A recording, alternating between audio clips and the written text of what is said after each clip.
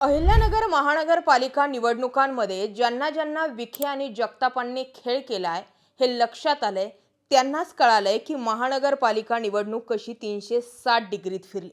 विखे समोर आले नाही, जगतापांनी शेवटपर्यंत उमेदवार कोण समोर येणार हेही सांगितलं नाही। फॉर्म्युला युतीचा कधी ठरला, किती आकड्यांमध्ये ठरला हेही शेवटपर्यंत कळालं नाही। शेवटचा आकडा समोर आला 33-31 चा। 2 जागांवरती मैत्रीपूर्ण लढत। इथपर्यंतच उडत उडत बातमी जी आहे ती आतापर्यंत समोर आली होती।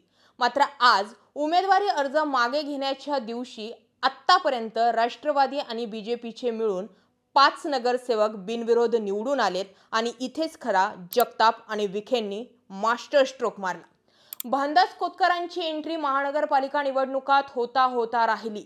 विचार करा, ज्या घरामध्ये माजी महापौर पद होतं, ज्या घरामध्ये महानगरपालिकांची सत्ता होती, ते कोतकर कसे बॅकफुटला गेले, कोणी बॅकफुटला केले आणि शेवटच्या दिवशी असं काय घडलं की भानदास कोतकरांनी महानगरपालिका निवडणुकांमधूनच माघार घेतली?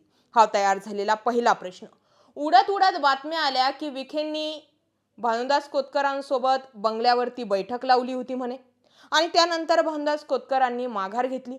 दुसरी उडत उडत बातमी समोर आली, देवेंद्र फडणवीस आणि भानदास कोतकर यांच्यामध्ये काहीतरी बातचीत झाली आणि तिसरी उडत उडत बातमी समोर आली, एवढ्या वेळेस थांबून घेऊयात। या सगळ्यांमध्ये संग्राम जगताप आणि सुजय विखे दोघेही गेम चेंजर ठरले। महानगरपालिका निवडणुकांची रणधुमाळी सुरू होऊन जवळजवळ आठवडा उलटलाय, पण अजूनही सुजय विखे पडद्यासमोर आले नाही। संग्राम जगतापही ऍक्टिव्ह प्रचारामध्ये समोर आले नाही आणि तेच 5 नगरसेवक बिनविरोध झाले। 1 करण कराळे, 2 पुष्पा बुरुडे, 3 सोनाबाई शिंदे, भाजपचे 3 आणि 2 नगरसेवक हे राष्ट्रवादीचे बिनविरोध झाले, कुमार वाकळे आणि प्रकाश भागानगरे। म्हणजे जवळपास 5 नगरसेवक राष्ट्रवादीने आज तारीख 2 असताना राष्ट्रवादी आणि विखेंनी मिळून 5 नगरसेवक बिनविरोध केले। सुजय विखेंचा लोकसभेला पराभव झाल्यानंतर सुजय विखे शहरातून संपलेत असं बोललं जात होतं, पण मी आधीच विश्लेषण करताना म्हटलं की सुजय विखेंनी त्यांच्या माध्यमातून भाजपच्या नगरसेवकांना जवळपास आतापर्यंत 80 कोटींचा निधी दिलाय। विकासाच्या मुद्द्यावर चालत होते।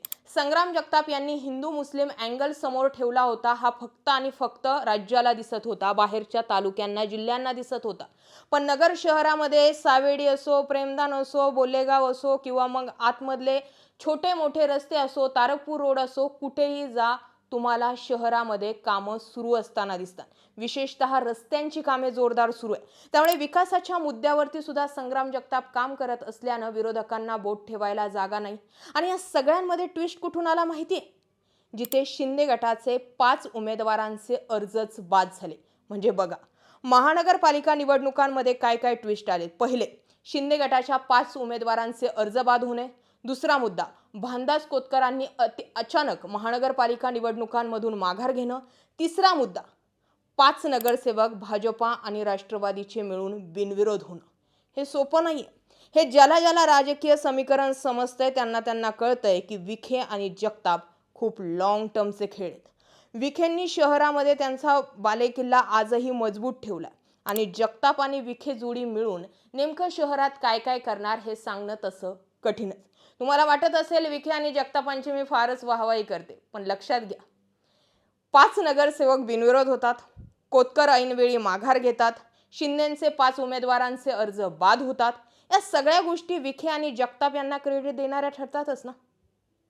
असं निवडणुकीचा निकाल तुम्हाला वाटतो महाविकास आघाडी फिरवू शकेल? 5 शिंदेंच्या उमेदवारांचे अर्ज बाद झाल्यानंतर तुम्हाला वाटतं शिंदे गट महानगरपालिकांमध्ये तग धरू शकेल?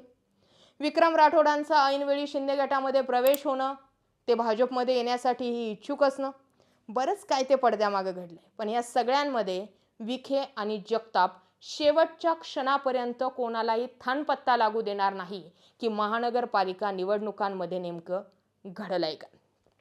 या सगळ्या समीकरणाकडे, घडामोडींकडे तुम्ही कसं पाहता कमेंट सेक्शनमध्ये जरूर व्यक्त व्हा। अशाच माहितीपूर्ण व्हिडिओसाठी आपलं चॅनल जरूर सबस्क्राईब करा। लक्षात घ्या, अहिल्यानगर महानगरपालिका निवडणुकांमध्ये मीही ग्राउंडवर उतरणार। अहिल्यानगर महानगरपालिका निवडणुकांमध्ये मीही प्रभाग छानणार। तुमचे रस्ते, पाणी, कचरा या मुद्द्यांवरती आमदार खासदारांना, माजी खासदार यांना सगळ्यांना घेऊन येणार। ग्राउंडवरूनही तयारी होणार, पण त्याआधी वरवरचे राजकीय समीकरणांवर तुमचं काय मत आहे?